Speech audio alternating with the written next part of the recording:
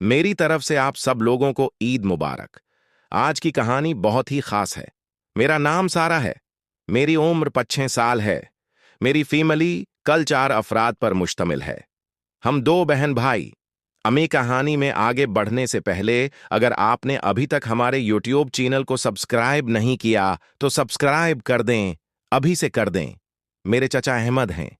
हमारे पास ही रहते थे क्योंकि अबू की वफात के बाद उम्मी ने चचा अहमद को अपने पास ही रख लिया। अम्मी हमारे पास ही रहती थीं क्योंकि अबू की वफात के बाद चा अहमद ही सब कुछ संभालते थे। मेरा भाई अभी छोटा है और सिर्फ 8 साल का है। मैं पढ़ने में काफी ज़हीन थी और एमआई के आखिरी साल में पढ़ रही थी। मुझे सुबह यूनिवर्सिटी चचा अहमद ही छोड़कर आते हैं। चा अहमद हमारा काफी ख्याल रखते थे और चचा अहमद अबू की तरह हमारी हर ख्वाहिश पूरी दिया थे।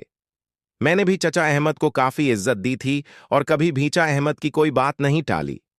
चा अहमद जो भी कहते थे हम उनके हुक्म को बजा लाते थे।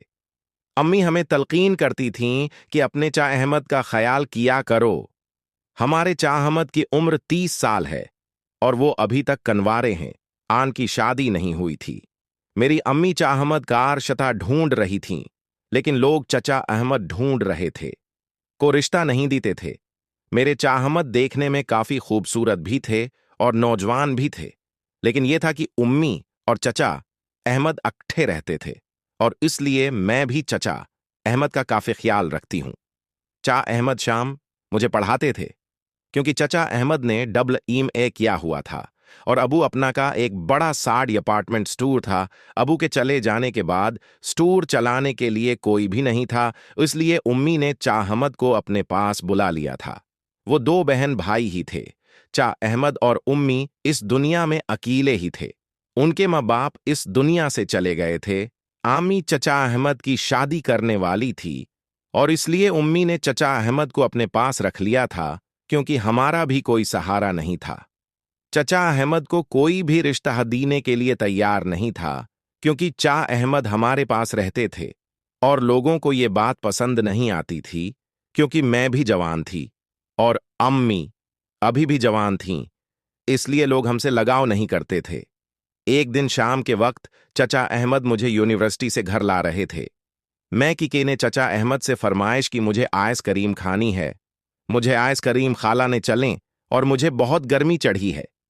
चा अहमद भी राजी हो गए थे और कचा अहमद मुझे मोटरसाइकिल पर आइसक्रीम खिलाने इस्लामाबाद के एक मशहूर आइसक्रीम वाले दुकान ले गए थे।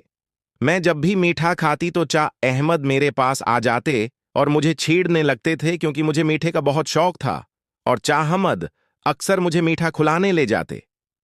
वापसी जाते हुए चचा ने एक गरीस कार्ड बह लिया। मैंने पूछा, ये क्यों? और उसने कहा, रात को बताता हूं। अम्मी को कह देती मुझे चा अहमद के साथ जाना है। आमी भी चा अहमद के साथ मुझे भेज देते, लेकिन आयस करीम खाने और मीठा खाने के बाद चचा है। अहमद मुझे जिस तरह से आंत फेड़ते मैं भी चा अहमद को खुश कर देती क्योंकि मैं चचा अहमद को मना नहीं करती थी और चा अहमद थे भी बहुत अच्छे। मैंने आज तक उनके बारे में बुरा नहीं सोचा था, लेकिन अब की बार जब चा अहमद मुझे आइसक्रीम खुलाने लेकर गए तो उनका उथ लगाना मुझे पसंद आ रहा था और मेरा दिल था कि चचा अहमद इस तरह बार बार मेरे आइसक्रीम खाई और बातें करते करते घर आ गए थे। मैं चचा अहमद के साथ काफी हंस हंस कर बातें कर रही थी। हमें रात के 12 बज गए थे क्योंकि हमारा घर इस्लामाबाद में ही था, इसलिए हम वापस आए तो अम्मी और भाई सोच के थे। मैं अपने कमरे में सूती थी और चचा अहमद को भी अलग कमरा दिया गया था, इसलिए चा अहमद अपने कमरे में जाने लगे तो मैंने चचा अहमद को रोक लिया था और कहा था कि चचा अहमद आप मेरे आई। वहां पर हम दोनों बातें करने लगे। मैं चा अहमद को छेड़ने लगी कि आपकी कोई गर्ल फ्रेंड नहीं है। चचा अहमद कहने लगे, कोई भी लड़की मेरे साथ ताल्लुक में नहीं है और ताल्लुक रखूं तो उम्मी को तो नहीं बताओगे? चचा अहमद ये बात सुनकर ही खुश हो गए थे और उनकी आंखें चमक उठी थीं।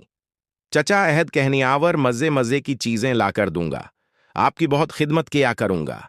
मैंने भी चचा अहमद को हां कर दी थी और चा अहमद मेरे पास नाजर बीनो। अगर आपको ये कहानी पसंद